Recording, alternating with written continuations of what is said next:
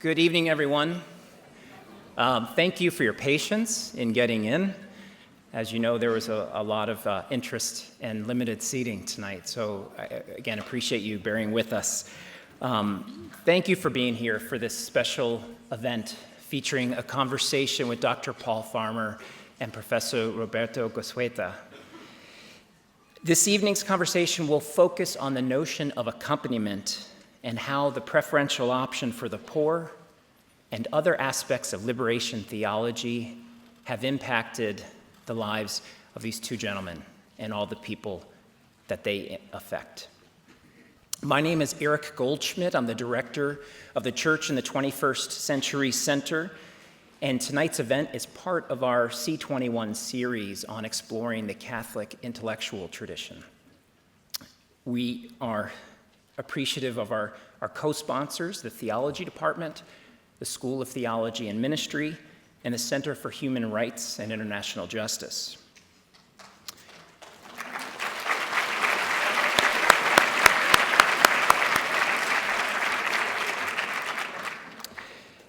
After a brief introduction, Dr. Farmer and Professor Goizueta will speak for about an hour.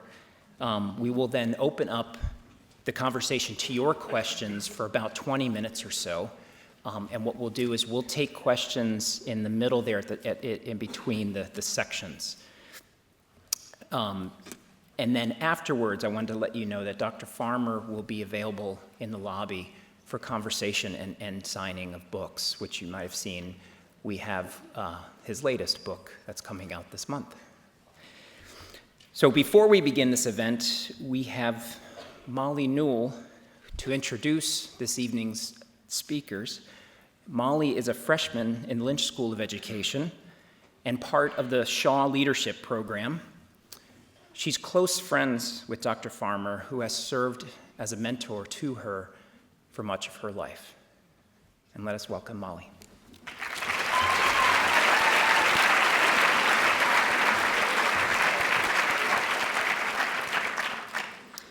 Dr. Paul Farmer once said, "Every night when I go to bed, I worry about how I'll fulfill all the promises I've made. And every morning when I wake up, I think I haven't made enough promises."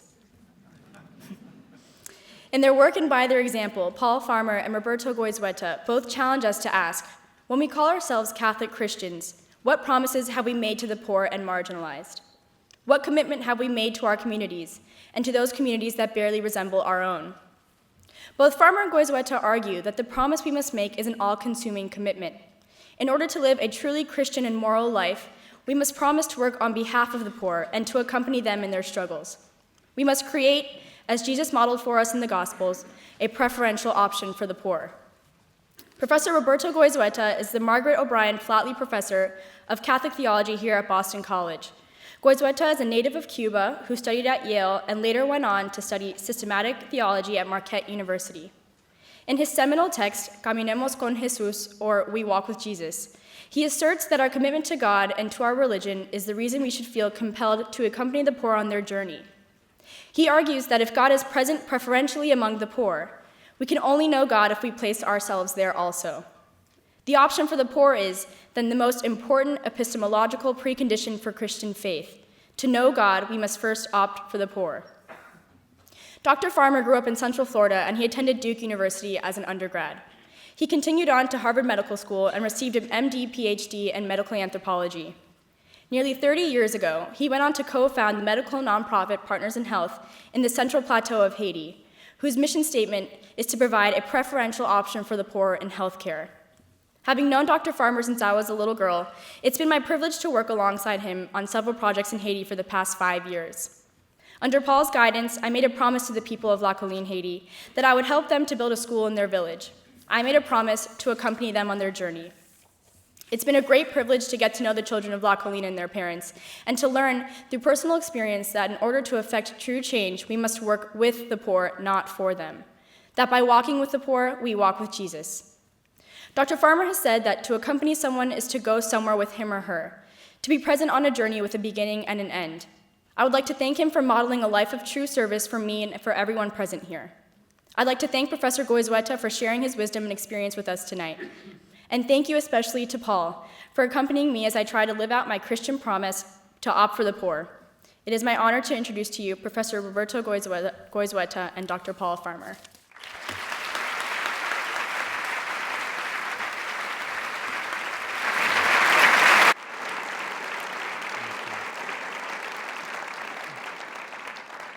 Thank you so much, Molly, for that beautiful introduction. Thank you, Eric. Welcome, first of all, Paul. It's wonderful to have you here, and thank you so much for joining us here at BC, for doing us the honor of being present with us and joining us in this conversation. But I would add at the beginning that I'm a little unhappy. I'd forgotten about the Yale connection. Uh-oh. Oh, that's right. Right. BC, man. Go Bulldogs. But, Paul, to begin our conversation, what I'd like to do is to first ask you, I suspect that for a number of people, your connection with liberation theology is something that is not that well known. So maybe you could explain to us and tell us a little bit about your first encounters with liberation theology and how those encounters with liberation theology helped shape early on your own vocational discernment and career. Well, you know, I always favor starting with the really easy questions, so I thank you. Really, put your guests at ease. You know, since the majority of people here are undergraduates, I'm happy to say that it was in college, really, and not so much growing up in a Catholic family, but in college, reading and taking a class. I took a class called medical anthropology. I didn't know what that was. I mean, had medical in it, sounded good. I was pre-med, biochemistry major. And it really opened my eyes to a lot of issues I really only dimly understood. The impact of large-scale social forces on the lives of people who everybody becomes a patient.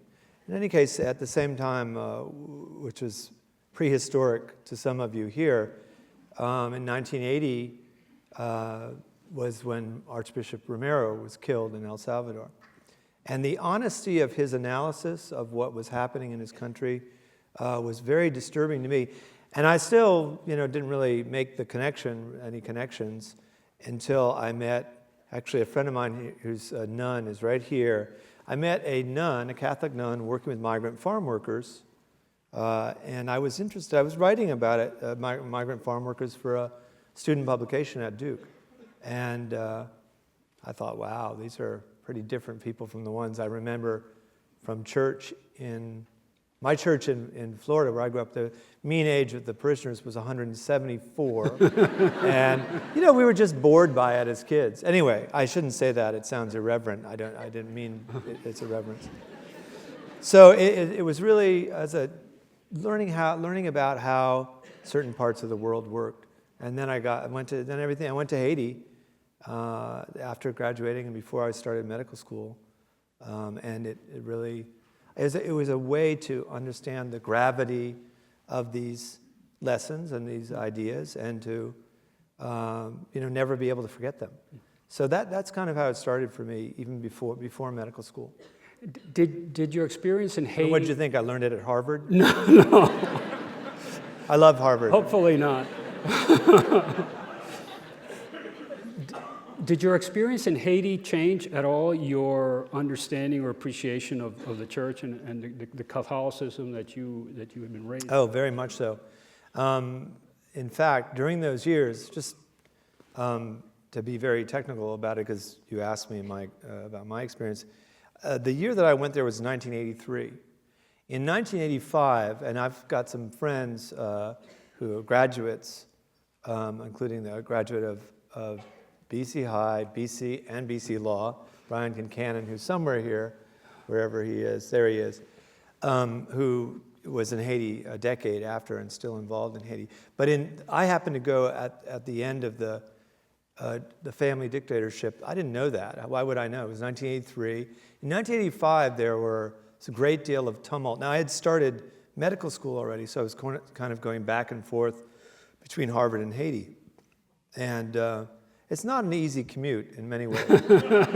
But In many different ways. these food riots, you've written about, and I'm allowed to interview you too, by the way. Okay. That's the game rules. But you've written about how you really don't understand these things from safe enclosures, I believe are your exact 2 words. And after being in Haiti, I didn't really, I didn't see why I shouldn't go back and forth between Haiti and Harvard. In fact, I was living at St. Mary of the Angels in Roxbury. A number of my friends from those years, still my friends, are here tonight. And in 1985, the dictatorship started to totter and fall, as such social arrangements often do. And I just happened to be there. In 1986, began, the dictatorship did fall. And, I've never seen such dramatic events in my life, which I then understood had been very sheltered, even though I didn't know that growing up in Florida. But I did then. And, I just stuck with it stuck with it because I met great people I was working with. And, I'm still lucky enough to work with many of those same people. Many of them have died, and not as many as one would hope from natural causes at a good old age, but rather died young of violence or structural violence. And, I've been obsessed with it ever since. So what was it about that experience that most struck you, or that most challenged you, that you didn't expect in terms of the impact it had on you? Well, I didn't really answer your last question. That's what I was following up. That's a good trick. They use that in psychiatry as well. A leading question. But one of the major forces for social justice in Haiti was the renascent liberation church, the Catholic Church. And I knew some of these people and became friends with many of them, still am friends. Again, some of them have since died. And, just hearing about a preferential option for the poor as it was unrolling in these difficult circumstances was very moving to me. So really that was also, it could be that I'm here at BC talking to an eminent theologian and say, well, actually, Roberto, the most surprising thing to me was Catholic social teachings. But it's sort of true. And there were also some very painful moments for me and for the people I worked with. Again, many of whom died, or way too many to ever forget. And that was it was surprising in a different way, because in college or in books, I could read about the impact of this kind of structural violence or violence on people's lives that made them short and brutish. But being there in the middle of such social upheaval was in itself a surprise, even though not so much intellectually as affectively, as emotionally. It marked me very deeply. Well, this preferential option for the poor that you write a great deal about is obviously central to liberation theology. Could you talk a little bit about how you understand the preferential option for the poor, and especially in your work in global health? Well, in my work in global health, if I leave aside, the term global health didn't exist back then that I ever heard, right? And here, you could fill up an auditorium at BC with people interested in global health. But when we started having meetings of Harvard medical students, I started in the fall of '84, and we'd have meetings of people interested in international health, and 1 or 2 people would show up, 3 or 4. And it was really not a field that existed at that time. What I did study, in addition to my medical training in hospitals and clinical medicine, I studied epidemic disease. And so I said, wow, the microbes make a preferential option for the poor too. And, I didn't think that was some vastly witty or insightful conclusion. Any epidemiologist would tell you that. And they do go on and on about it, actually. I say that in the safe, what do you call it, safe enclosure, far from epidemiology. If there are any epidemiologists there. So in my own scholarly work, in medical anthropology, I did pursue that dream of doing both a medical degree and a PhD in anthropology. I started reading, in medicine and epidemiology and anthropology, and then I thought, wow, but the liberation theologians have some very powerful ideas that could help us understand not only epidemics, and again, I'm not talking about just epidemics of communicable disease, but epidemics of diabetes, for example, among Native Americans, or alcoholism in the beginning of the late 19th century and still afflicting Native Americans and other people marginalized by social forces well beyond their control.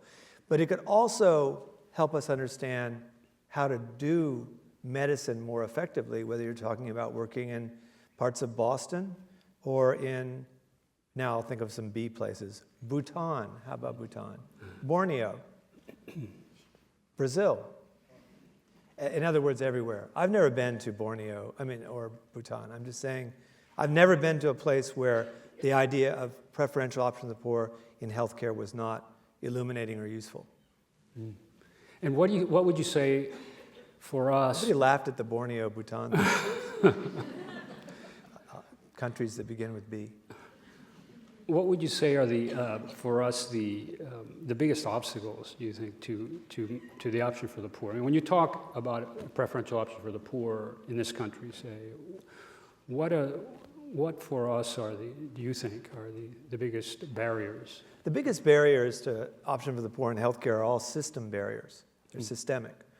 So, that's an obvious thing to say. Even if you look at the writings of someone like Gustavo Gutierrez, when they talk about structural violence, it's violence that gets done to people who are marginalized by poverty and other social forces that is not always easy to see. How does racism get in the body? How does gender inequality get inside the bodies of people as pathology? And so those are system problems. Now, what about in other words, I'll just choose, I talked to, today I was talking to a student who's a nursing student here at BC, who's actually worked at Partners in Health. I don't know if Chloe's in here somewhere. I bet she is. Otherwise, she's never getting a job at Partners. And so she's working, at Healthcare for the Homeless now, had been in Haiti and elsewhere. And, how does homelessness happen? What are the lines along which it happens? How does it expose people to risk of bad outcomes? How does it, dissolve families? How is it related to mental illness? How is it related to the, unfair incarceration programs? How is it related to a shrinking economy or growing disparities? Those are really important things that we can learn about. And I think if you take those ideas of preferential options of the poor and say, how would they illuminate how better to serve people, you'd say, okay, where's the health system? So there's a system problem at the level of delivery. And again, these are problems that are only just being studied now in medicine. What's our delivery platform, to use a term that gets used in information technology? When people from that part of the world talk about different cultures, Silicon Valley. When people from that part of the world talk about platforms, they mean communication platforms. But we can develop good systems to deliver healthcare for people who are marginalized by all these social forces and improve the outcomes for their health problems, like diabetes, major mental illness, AIDS, tuberculosis, chronic hepatitis C infection. The list is long. Right. So I think those are the biggest barriers. They're systems barriers that have their roots in history, in economic disparities, in rewards for, they're really sometimes called perverse incentives in economics. So I don't know much about economics, although that doesn't keep me from critiquing economics. But they're systems problems. Right. you're currently In right. other words, they're not volition problems. Yeah. They're not that people in this audience want to discriminate against poor people. They're not that Peruvian doctors and nurses want to discriminate against poor people, or that Haitian physicians or nurses. So that's the... I think that's one of the important insights of liberation theology, is that a lot of the roots of injustice are really structural, systemic. Exactly. And that it doesn't mean that people are bad individuals per se, but we all participate in systems and structures that encourage certain forms of behavior and reward certain forms of behavior and discourage other forms of behavior.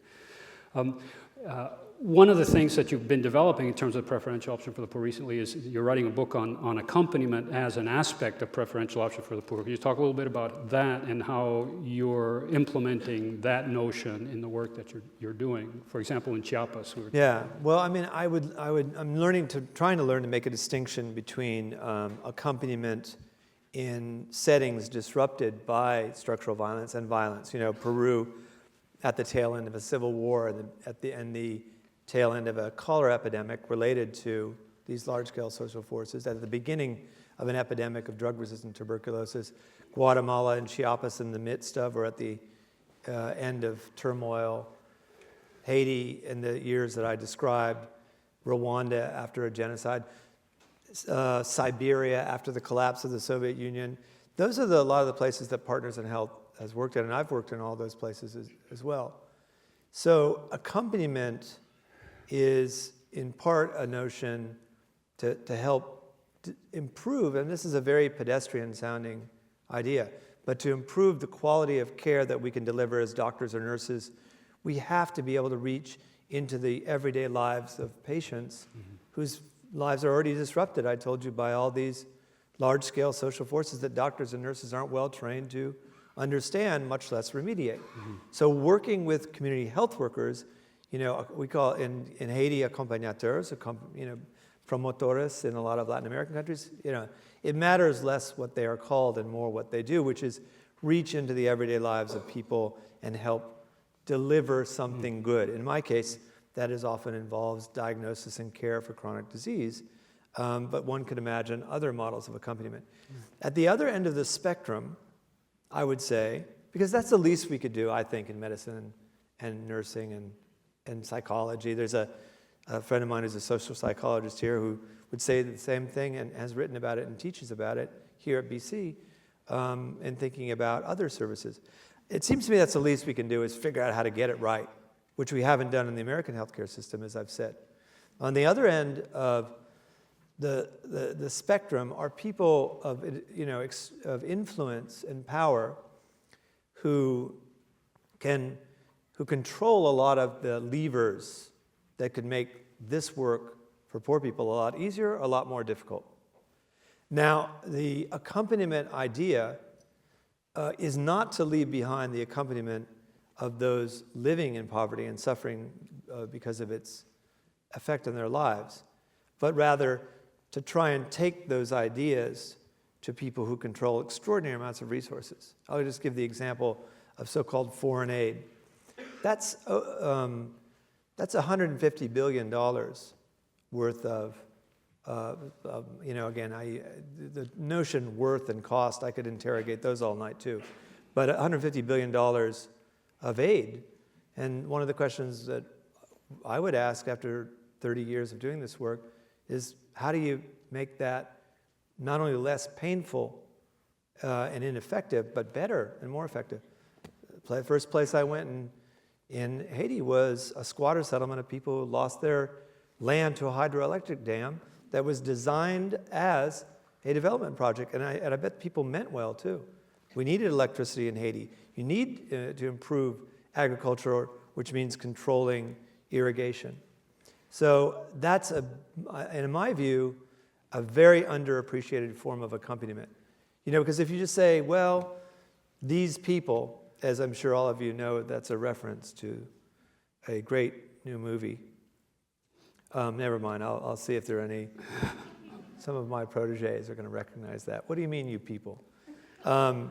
If you just assume that those people, powerful people, are not interested in improving the quality of our accompaniment for people living with, say, both poverty and disease. That's, of course, to make sure you don't have to do that more difficult form of accompaniment. It's a big mistake, I think. Yeah, I think so. I remember the first time I met Gustavo Gutierrez. I was in graduate school at the time, and I was all excited. I was studying liberation theology. I was going to be a lay missionary in Latin America. I was going. It's not too late. Right? I know, no. Ask my wife. I think it is. He looked at me and he said, "Please don't come to Latin America. You come and visit us and spend time with us, but we need you in the United States. Yeah. Bring back our insights and liberation theology to the United States." The man is wise. Unfortunately, I called him in an interview. He's like the Yoda of our time, and that's now appearing in a book that's too late to stop. It's already gone to press. He didn't know what I was talking about, really. Yoda, Star Wars. Anyway, yeah, I'm sure. We're talking about I'm sure he didn't know. Father Gustavo Gutierrez, who's in his mid-80s. But why do you think someone like that went to Vatican II? Right. That's policy work in his church, right, in exactly, the church. Exactly. Right? Why would you go to Medellin or Puebla? So to me, that's the same story. No wonder he said to you, you don't have to come here. Yeah. And that's what Romero said about military aid to El Salvador in 1979, 1980, until the day he was killed. Yeah. He said, these are not three worlds, first world, second world, third world, one world. And it's been a very challenging part of accompaniment for me. But I do think that we need to break down a lot of the barriers that we have created. And I think that's one of the issues and one of the key characteristics, I think, in the import of accompaniment as an understanding of liberation. That is, that I think that one of the major barriers to a preferential option for the poor is this kind of fundamental fear that we have of the other. Yeah. People on the other side of the border, on the other side of the railroad tracks, on the other side of the street.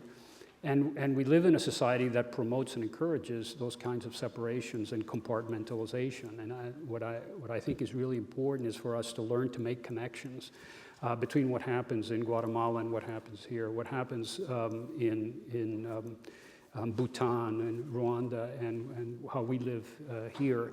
And so the ability to cross borders and to meet people on the other side, as it were, is crucial. Gustavo likes to say that there can be no option for the poor without friendships with poor people. Otherwise, the poor become, you people, an abstraction. So how do we... Tropic Thunder reference, I'm sure. That's the film. That was the film that you were watching. Yeah, so it's that kind of need to make connections, and I really think that that we're afraid, and I think we're afraid of that because we like to think that we live in secure, safe, controlled enclosures, and that distinguishes us from those people who are powerless, who don't live in safety and security. And that's what I think we can learn from the others, is that in fact we're all in the same boat. In fact, we're all ultimately powerless, and that's I think in the end that's what we're afraid of, is our own powerlessness ultimately, and so that's why we resist opening ourselves to others. And that's at least that's what I've learned from in my own work in communities of the poor, is that they ultimately reveal to me and remind me of the fact that we are all in God's hands, all of us. None of us is in complete control. And that ultimately is a liberating message, and that's, I think, what a lot of the poor have discovered, is the liberation implicit in that understanding that we're in God's hands. And I think the other, and you've written about this in your work, the other thing about accompaniment in medicine, and again, every time I say medicine, I mean in healthcare delivery, so nurses, doctors, social workers, is it's really humbling. It's really it's upsetting. When they're talking about suffering, unmerited suffering is not a term that I found very useful. Unmerited, I mean suffering. I abuse the term all the time, but suffering is very humbling. And, you can imagine, I think anybody in this room could imagine what it might be like to be sick and alone and abandoned. And, because everybody has had an experience of not being sick and alone, but knowing someone who's sick who they cared about. And that, bless you. And that is, that's my deep theology. But that's a very humbling thing because, medicine and even well-delivered medicine can do a lot. And there's almost no disease I can think of that should be called untreatable. You can always palliate suffering, but it is a very humbling thing to do. And it's been a great teacher in a way of the humility that ought to go with accompaniment. Yeah. It doesn't always go with accompaniment. No.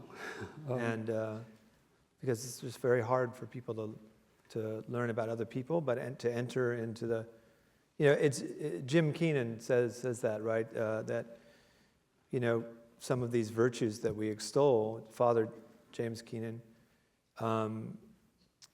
whether, compassion, mercy, it involves entering into the chaos of another person's life. And that's a very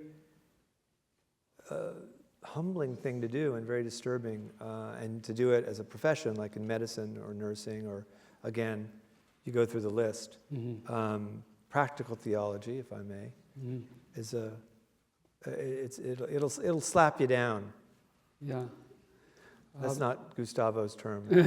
It's not a theological term. But I think, my experience has been that one of people's greatest fears is the fear or experience, too often, of invisibility and abandonment. Yeah. And the sense that I'm going through this alone. I think that is what can ultimately be debilitating. And I think that's one of my experience has been that being with and accompanying others in their own suffering, the technical term is compassion, not to suffer with, is in a sense the birthplace, the first experience of empowerment in one's own dignity. So that suffering that is shared is suffering that's already in retreat in some way. So that, if you will, the crucifixion and the resurrection are two sides of the same coin. And that in the midst of crucifixion, people can experience hope, can experience resurrection when we do it together.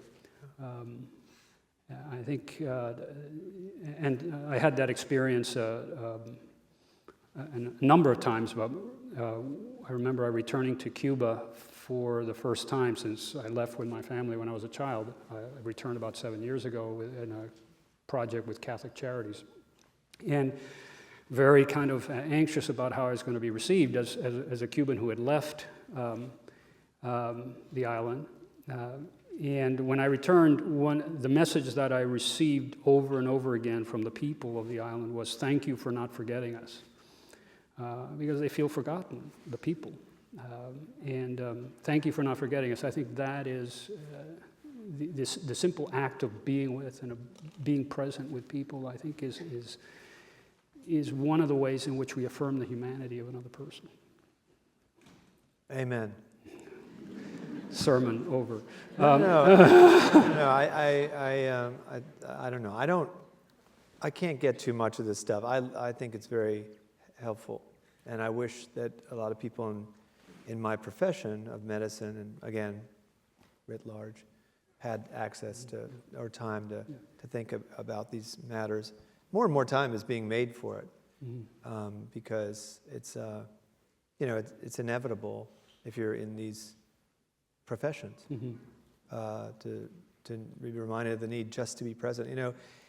In my line of work in infectious disease, and especially if you go to an area where a place where, let's just say there's some new treatment that would be available in Boston but not in rural Rwanda. I'll just give the example of rural Rwanda. We went there when I was there in 2004, and trying to bring some of my colleagues from Partners in Health, like Jack Connors, are here, trying to get my colleagues to sign up to work in Rwanda. which we did. We went there to a rural area. There's just so much malaria, a lot of tuberculosis and AIDS in just those 3 illnesses alone. Bringing them under control allowed us to see just this dramatic, and there's a lot of other problems too, of course, but bringing some of those big problems under control: waterborne illness, vaccine-preventable illness, AIDS, tuberculosis, malaria, death during childbirth, bringing them under control, along obviously with the Rwandan system, again, the public health system that was being rebuilt, resulted in this fantastic, wonderful, miraculous, whatever the term may be, decline in mortality. In fact, we just reported, along with our colleagues, that these are the steepest declines in human mortality ever recorded. So imagine that. Yeah, imagine that.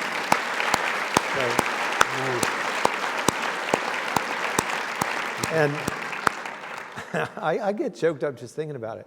Because to see that happen in less than 19 years, after the worst spasm of violence in Africa ever, to see that happen, see it charted, but that doesn't mean, of course, that people are not going to die one day.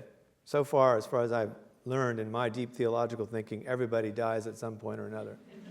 And so suffering and losing people who you care about, who maybe they'll die, like my grandmother at 95. But that doesn't mean it's not suffering and painful. And so I think in medicine and like I said, in my line of work, you can see these miraculous declines because you're delivering, the standard of care in a place that has never had modern medicine. And the results are dramatic, especially if you get that delivery platform down. But doesn't mean that we're exempt from figuring out how to walk with people and our friends and family and our patients too. To bring that conversation home, literally, could you talk a little about how colleges and universities what role they might play in the work that you're doing and the preferential option for the poor and delivering health globally? Well, I can. In fact, it's the subject of the book that you just mentioned. No, I'm teasing.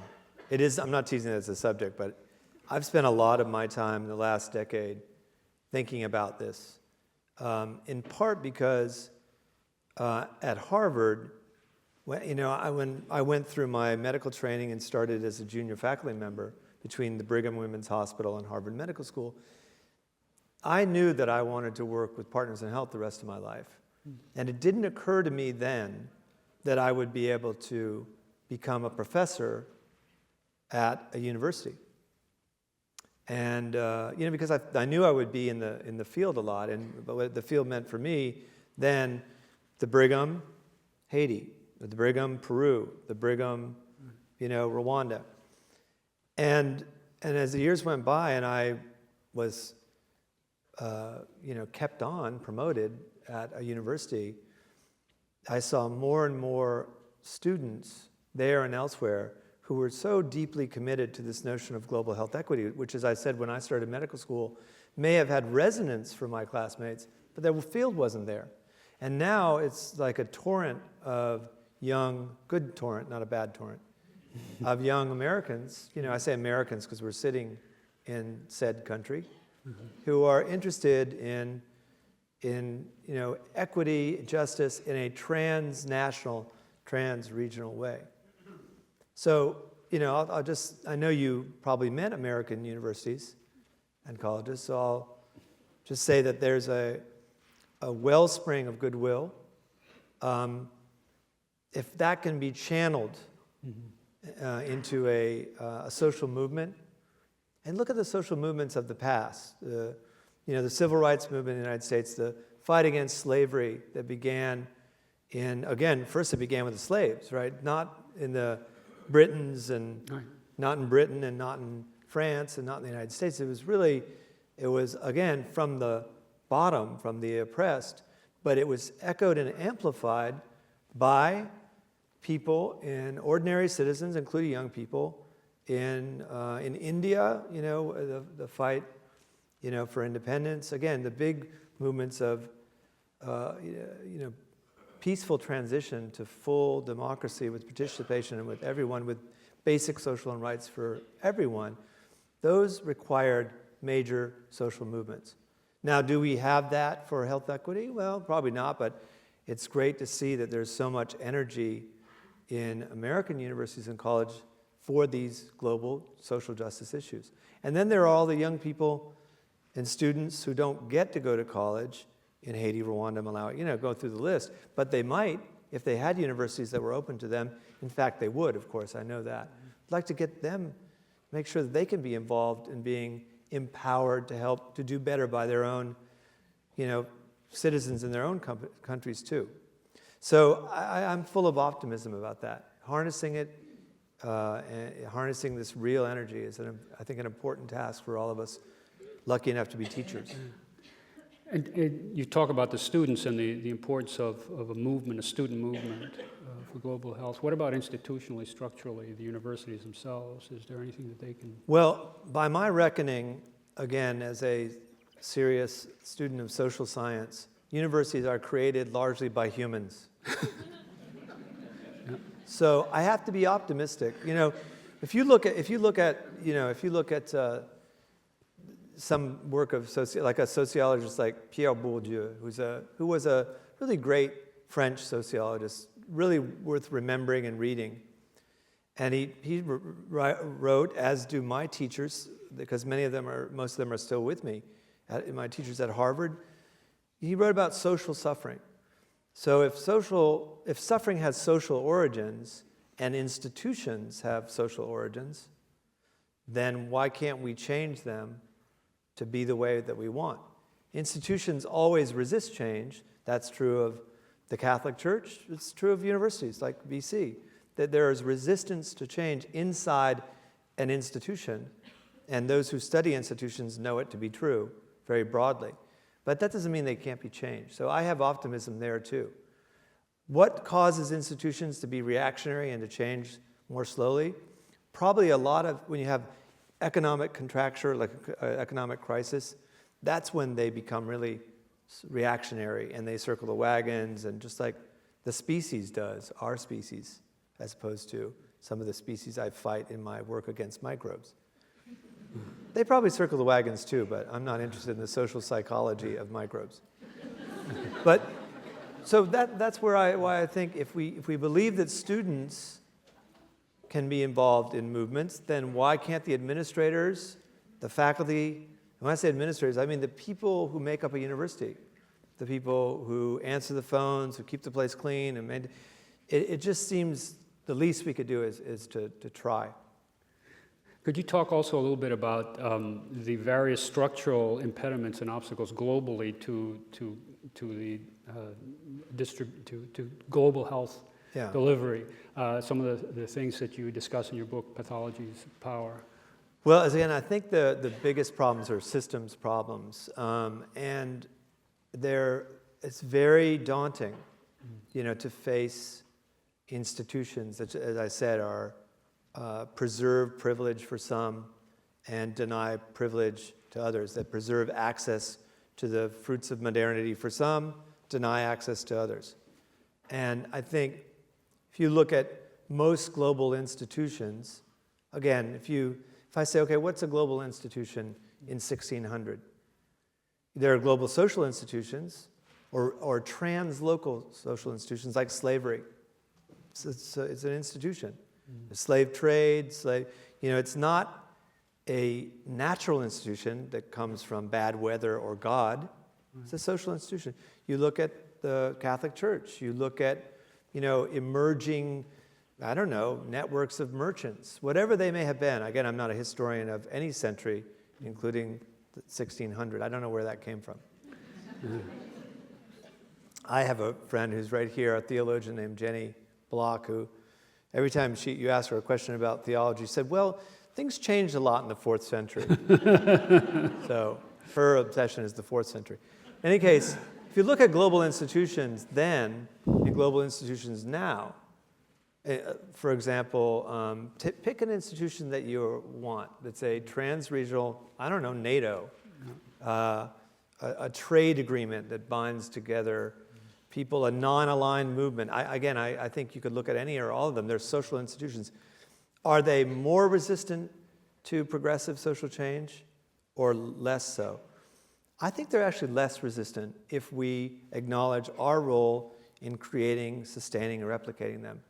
And so they're the biggest barriers, but are the biggest barriers because they're full of people who are against change, or are they the biggest barriers because that's the nature of institutions to be self-protecting? And, I don't have the answer to that question, but I see it all the time in benign organizations, let's say in a hospital where you divide into departments, or a university where you divide into departments. There's competition between them too. There's a lot of competition between institutions, people, NGOs, for example, in humanitarian work, when cooperation is what we need. And I've been humbled again by looking at this competition that leads us to add up to less than the sum of our parts. And I've been humbled because I say, wait, the people in those institutions are really nice people. And we've tried to make a self-critique of NGOs, not to criticize other NGOs, but to say, okay, how is it that you could have 10 NGOs and add up to the work of, say, 8?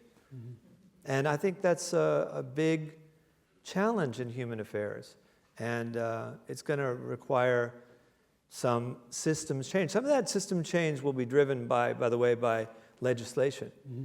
Again, back to, because my friend Jenny's sitting there, she said to me that almost every beneficial change for disabled people in this country came about through court injunction.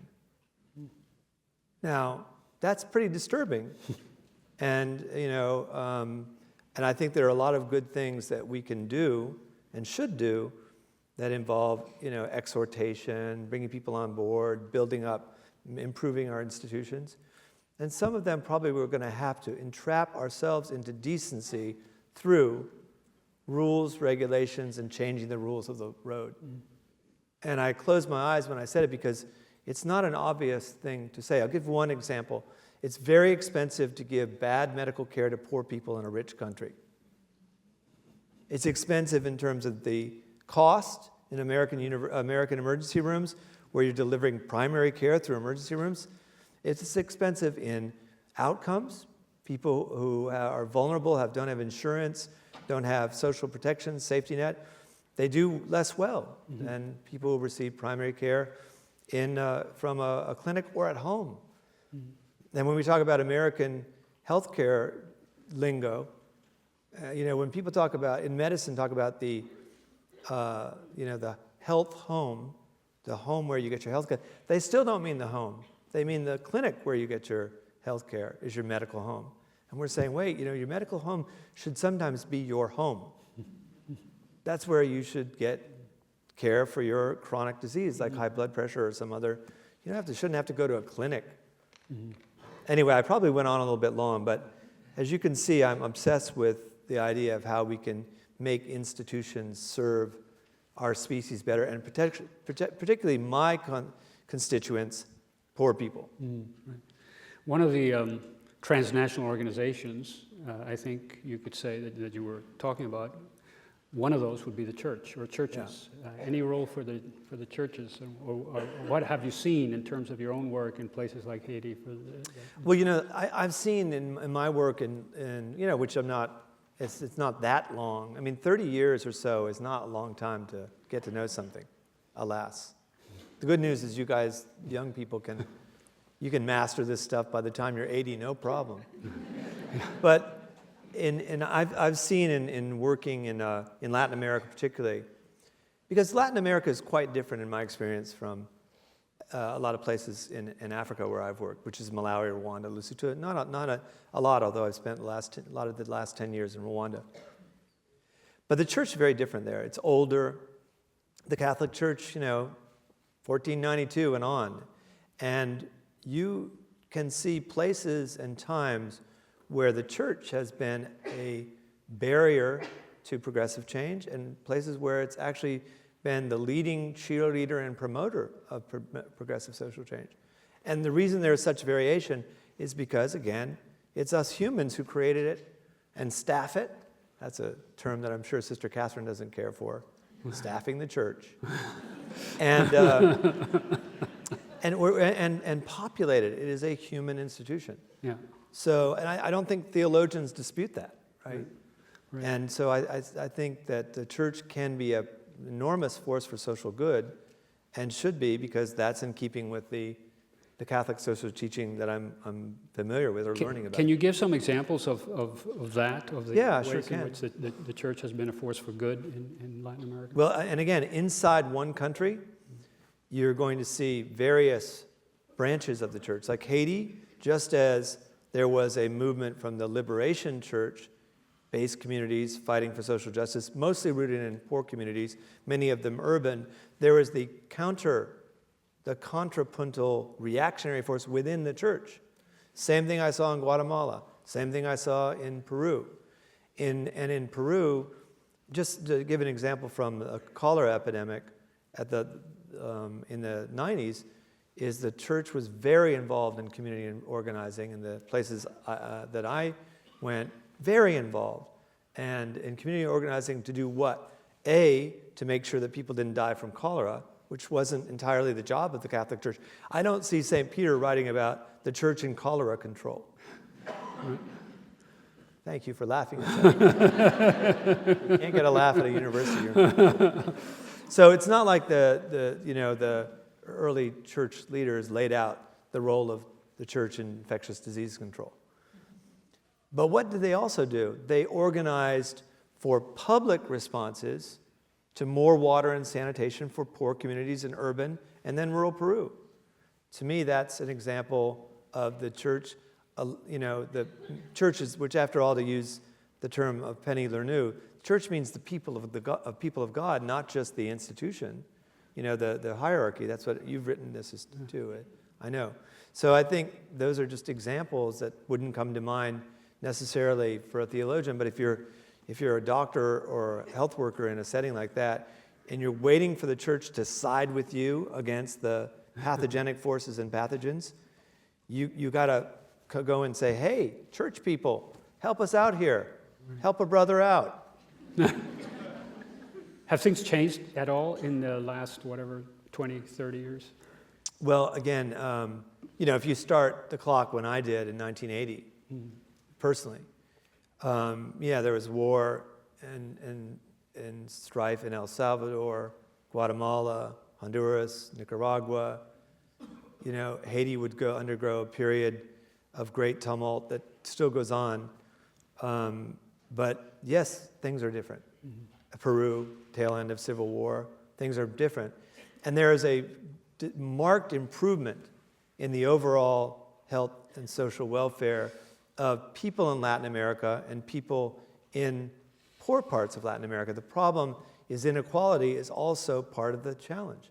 It's like if everything is a little bit better for poor people, but a lot better for non-poor people, that's an equity challenge that I think that everybody has to struggle with. The Catholic Church has been very vocal about the problem of persistent poverty and rising inequality, and we should be, I believe.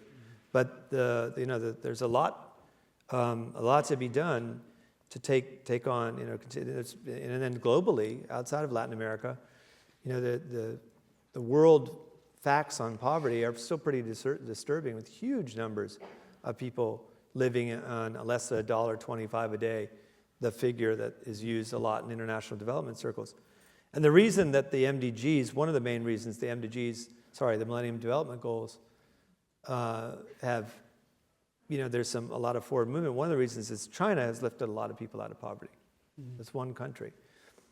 But there's a lot of problems inside China, a lot of growing inequalities, collapse of the rural health system, the rise of chronic diseases that affect primarily people living in poverty are uprooted by economic and social change. So again, I'm not going to say the poor will always be with us. It's been said before. But I am going to say that there's improvement, and that's a good thing. But there's a lot of structural violence and still a lot of violence in the world that I have to believe that if it's social suffering, then social action can undo it. Talk a little bit about social suffering. The term itself is probably not a term that most people are familiar with. You're right, it isn't. And I'll tell you where I got it. In a way, like the term accompaniment, I actually learned that from the Haitians, not from a book. Because they were always talking about it, and then I was reading the books and saying, wow, liberation theologians talk about that too. This was before you wrote your book, you see. That's where I got it. Structural violence, I pretty much heard it, hook, line, and sinker from the Haitians. They didn't use that term necessarily, but they did use terms like violence. Right. And so, a lot of notions I got from experience. And, what was your question again? Could you talk a little bit about social suffering? Oh, social suffering, yes, indeed. Don't get me going. It's related to So anyway, I was going back and forth to Harvard and Haiti, just to keep it short, but I think some of the students will be interested in this. My mentor at Harvard is and was a man named Arthur Kleinman, who a physician anthropologist.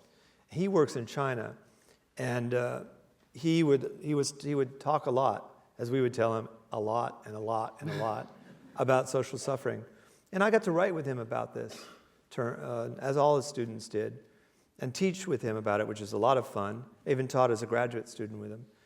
And so we said, well, if you think of it as natural suffering, right, like a natural disaster, is really an earthquake in Haiti is a natural disaster? Well, if it's natural, then why would the same size earthquake in another place, very crowded, cause so many fewer deaths? Even that's not a natural disaster. It's a social disaster. And you look at gender disparity in, say, India, in a poor family. Well, that's not a natural disaster, as any post-feminist reading of suffering in India would tell you. So if they're not natural suffering that you're doomed to because you're human, what is it? Social suffering. The life expectancy at birth few hundred years ago was all over the world probably about 25 years. Not too sharp, not too good. What's happening now is a massive increase in life expectancy all over the world. And that tells us that the suffering that happened before around disease, privation, want, violence, wasn't natural to our species. It was, now we're liberating ourselves or can liberate ourselves from a lot of social suffering. So anyway, that's where I got the term. I would welcome you to explore it. The students here, I've used it a lot in our work trying to understand structural violence. I think we live in such an individualistic culture that the social anything becomes questioned. So I know that even the term social justice has been questioned by certain media pundits and others. But I think that in the Catholic tradition, certainly there's a sense of the person as inherently social. Yeah. And so that everything we do has social implications, and we in turn are influenced by it. Well, I know we're about to get the hook, but I would like to say one last thing. You can't see Roberto, but behind you looms Eric. Oh, yeah.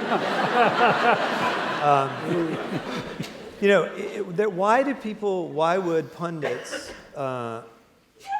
Bless you again. Now if any of you needs a chess film afterwards, I'll do it instead of book. Why would someone say, no, that's not social suffering, don't talk about social justice, don't talk about social anything? Because it leaves open the space that it may in fact be an accident, the hand of God, a biologically inherent outcome, or a natural disaster. Those are not true, they're false. They're social. So there's a reason people react to it negatively, and it has to do with established privilege and defending, structural violence in one way or the other. So, and it's no fun to be yelled at. Right. It's no fun to have people say, well, don't call it social justice, or don't talk about social suffering. I don't care for that either. But the good news is that it happens to be true. So, we have to push this forward, and including in places like universities. Great. Thank you. Okay.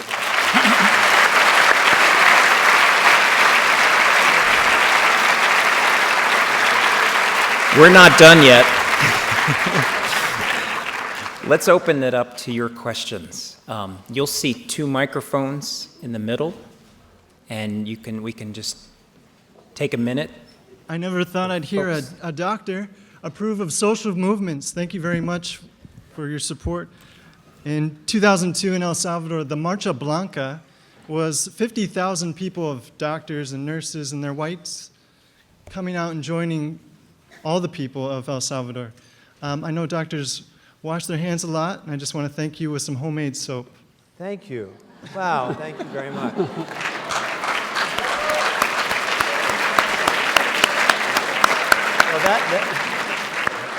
that's what we call pragmatic solidarity in my book. Thank you. This question is for Dr. Farmer. Dr. Farmer, I wondered, as Partners in Health grows, I wonder what policies you all put in place or practices you emphasize so that there's a culture of accompaniment in the organization, and that accompaniment is a reality there. Well, it's a very difficult question because it's hard to put in place policies around some, just as it's hard to understand what, theological disputes as rendered by the media is about. It's hard to know how to take an idea like that and make it into a policy, right? I hope that's fair. Some of the things you could do, and I'll be glad to share, and I have a number of colleagues here from Partners in Health tonight who would also be glad to talk to you. One of the things you could do is say, look, we're not in the business of short-term contractual arrangements. So if you go start working in Haiti, you wouldn't expect to say, okay, well, here is our metric by which we'll evaluate success and we'll determine whether or not we'll leave. Because accompaniment leads you to a different approach. It would lead you to build up sister organizations with local capacity that are capable of enduring as long as there is a need for preferential options for the poor in healthcare. So that's actually ends up having a lot of implications on management, program policies, budgets, assessments, how a board works. Another would be, okay, now that we've figured out that we believe in basic health rights, who confers rights? Do NGOs confer rights in the United States, Haiti, Rwanda, Russia? No. But the public sector does, right? If you have the right to primary education, it doesn't mean you have the right to go to Boston College. And so that leads to a different set of very difficult problems about how can we make sure that our expansion not only builds local capacity, which you can get by employing people from the places in which you're working, which is an important form of accompaniment, but also say, okay, how can we build a health system that will actually give poor people the right to health care, good health care? And I could go on, and believe me, I have. But there are ways, definitely, to make accompaniment part of the policies. And treating, I've already mentioned, in treating chronic disease, we use the term wraparound services. It's not a very good term. But it means that if people are hungry and sick, and you give them, let's say, treatment for a disease, but no way of allowing them to eat enough, then you're not doing accompaniment. And picking up on Roberto's book, if what you're doing does not cause anxiety, is not associated with churn and trouble, it's probably not accompaniment, because accompaniment is really hard to do. And I think we're learning all the time in our work in Partners in Health just how difficult it can be to try and move that into policies that would protect this work, especially in difficult times. Violence, war, big epidemics, and then contractures of budget. When you don't have enough money, we're socializing ourselves for scarcity, just as poor people are socialized for scarcity. It's extremely painful. And one of the ways to look at that honestly is to make sure that your coworkers not only learn from what they do, right? Because a lot of NGO work is not linked to learning, to discovering what it is you're doing or looking critically at the outcomes. Not only to learn what you do, to make sure and train others, especially the next generation, to take up the work, because that's another form of insurance against policies that really you may have inherited or just aren't good enough to move accompaniment forward. Thank you for that's a great question. We'll take another couple questions. Yeah. Dr. Farmer, this question is for you. I'm a nurse practitioner and medical anthropologist, and basically tried to copy you as best as I could. Now I work in a community health center on Cape Cod, and a lot of what you were talking about with the preferential option for the poor is what I thought I was getting into. But I feel like we run into barriers with such an entrenched system in the U.S. For healthcare, kind of what you were saying about emergency room costs and the medical home. And I was wondering what you think, what small changes people like me and other nurses, physicians could make in community health that would start to change the system. Well, it's a great question, and I would just say that if I had to choose one, how do we make sure that we can work with community health workers and value their work properly? It's been very difficult.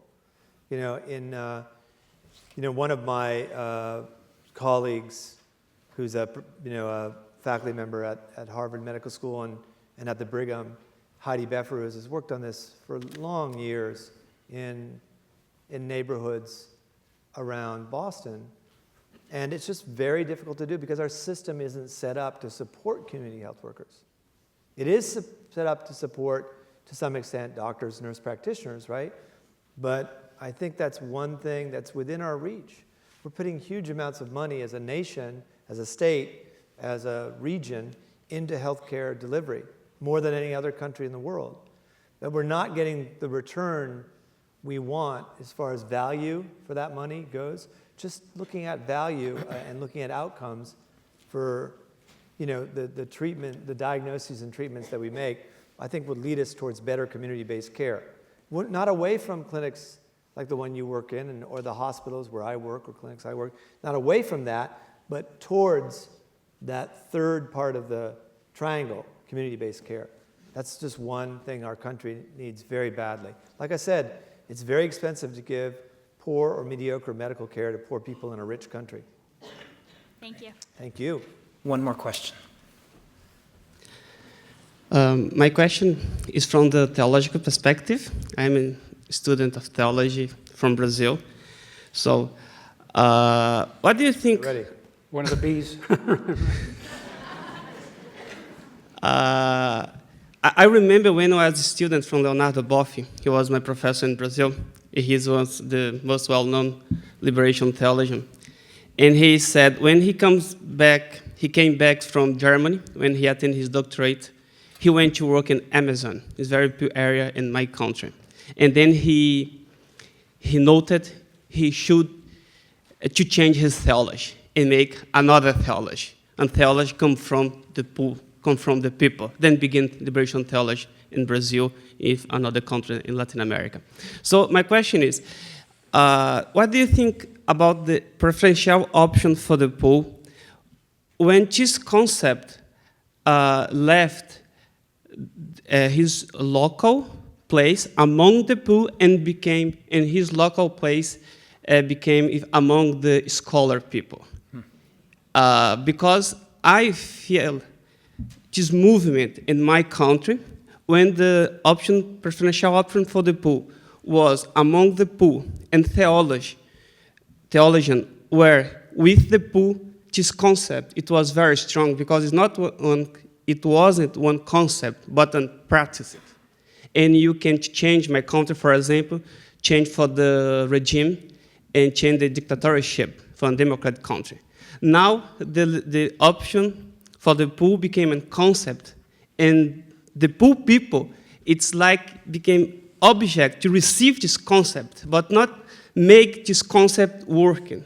So I just want to read what you think about that. The concept, preferential option for the poor, it's just now, I feel, among the scholars in academia, but far from the poor people. Yeah, that's an excellent question. And of course, that's the real, I mean, that's always a challenge, and it's an ongoing challenge. And that's essentially why I think the practice of accompaniment is essential.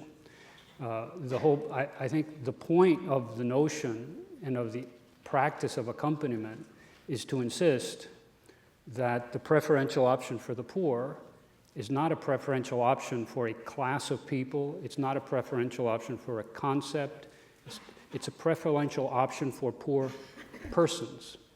And that means that, that unless we engage with, or as Gustavo says, are friends with poor persons, that it will remain simply an academic concept. Now, the other side of that is that as theologians, I or Leonardo or any other liberation theologians have a responsibility to function to act as kind of a bridge between the community and the academy on the one hand and the larger church, I think, on the other. For the same reason that Paul acts as a bridge between Haiti and Harvard and Washington and et cetera. The danger, of course, is that a bridge can collapse. But ultimately, I think you're absolutely right.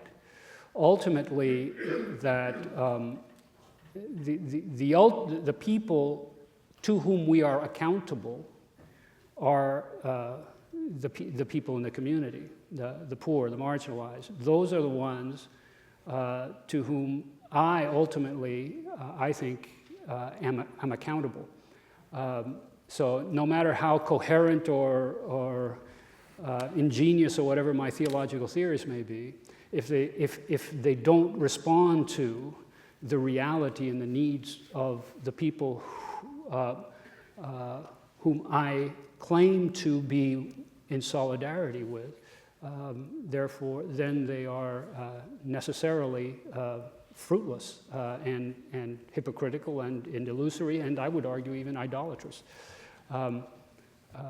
So that the notion of accompaniment tries to get at precisely the problem that you're suggesting, that the preferential option for the poor always has to be a practical option before it can be anything else.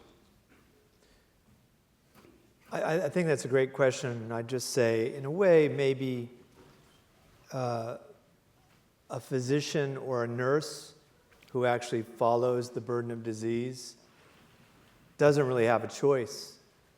If you're really drawn to that intersection of structural violence and personal experience of illness, right? It's hard. I mean, you can't be a doctor for poor people from an ivory tower because there's no clinical practice involved, right? So where'd you go, by the way? Brazilian guy? No, there you are. So Connecticut. I don't, you're in your little safe enclosure up there. I see. So in medicine, that's what clinical practice is about. In nursing, I say medicine.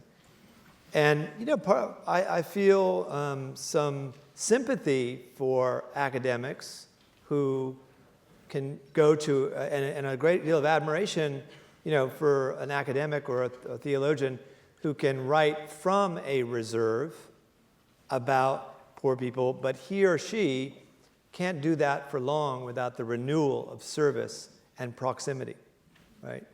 And, you wouldn't be able to do it in medicine at all, right? Because you would not be able to understand why people were sick and how to diagnose them and how to make them better. So I feel some sympathy for those who try, but of course, we're trying to have more sympathy, a lot more empathy, and a lot more solidarity with people who actually are poor and are being, punished by poverty, racism, gender inequality, and other social forces that are created by us humans. And I think we're going to end there.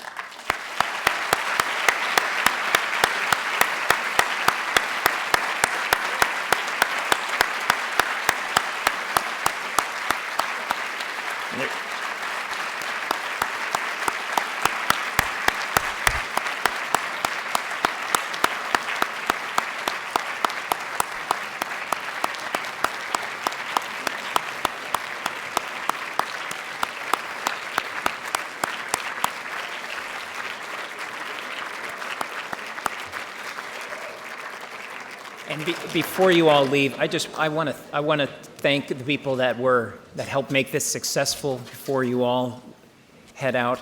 Molly, thank you for starting us off.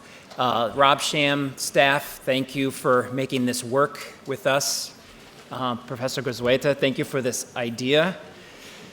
Thank you to our co-sponsors, and thank you all for coming this evening.